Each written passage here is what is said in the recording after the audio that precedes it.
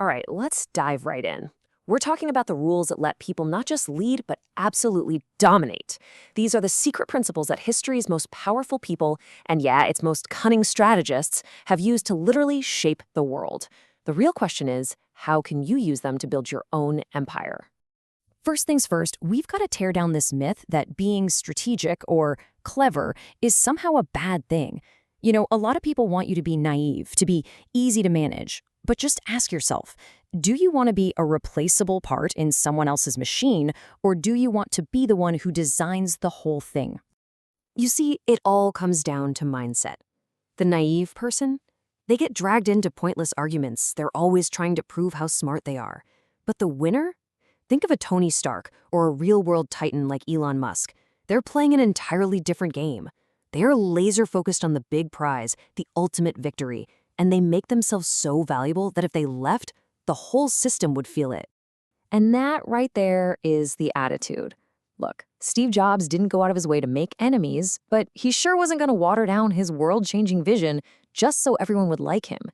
Winners get this. You cannot please everybody. Your mission isn't to be popular, it's to make a dent in the universe. Okay, let's get into our very first law. This one is huge. It's all about understanding the massive difference between being right and being effective. It's a lesson some people unfortunately learn the hard way. So check out this story. This engineer, he was probably right, technically. A smaller RAM might have been more efficient. But here's the thing.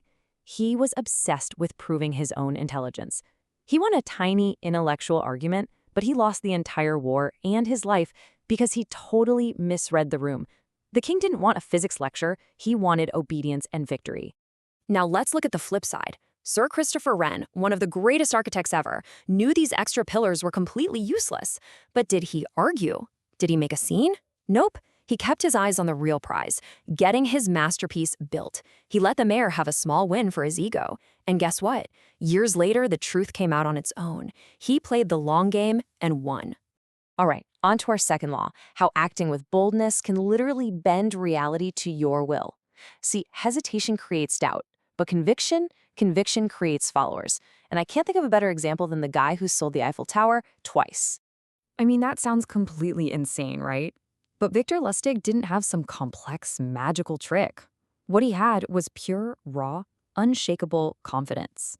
He just acted like a government official, and his sheer certainty was so powerful that it bulldozed over every shred of common sense and logic in the room.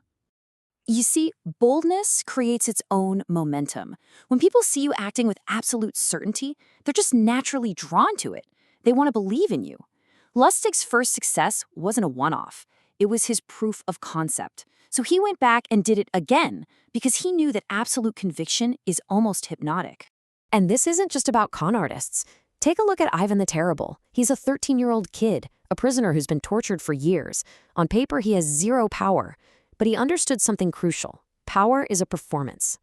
With one single, decisive, bold command, he completely flipped the script.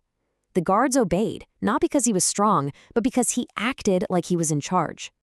Okay, let's shift gears to a more subtle but just as powerful law, mastering your own value by strategically controlling your presence. In the world we live in today, this is basically a superpower. Most people are completely trapped by FOMO, the fear of missing out. They feel this constant need to be everywhere, see everything, reply to every message instantly. And all that does is make them common, and it distracts them from what really matters. The person you dominate operates on JOMO, the joy of missing out. They actually find pleasure in disappearing and going deep on their work, so focused on building that all the outside noise just fades away. And if you get one thing from this section, let it be this. Your true influence isn't about being seen everywhere all the time. It's about making such a huge impact that when you step away, people feel the void. Being missed is a much, much bigger sign of power than being ever present. So here's that strategy in action. This guy, Dioches, he didn't just vanish. No.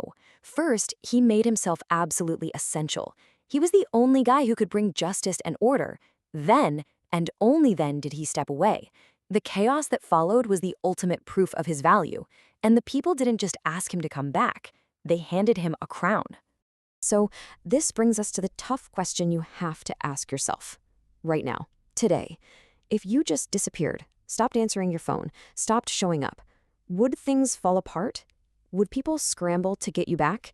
Or would they just find somebody else to do your job? Your honest answer to that question reveals your true value. All right, let's bring it home with the final law. And this is the one that really ties everything else together. The ability to see past the noise of today and play the long game. What's with this number? Well, it's the lifespan of a clock that Jeff Bezos is building inside a mountain. It costs something like 350 crore rupees. Why would anyone do that?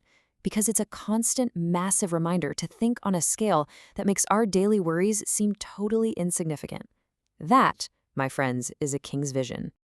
I want you to just imagine for a second, what if you could travel back to 2010 knowing everything you know now? You'd act with total confidence, wouldn't you?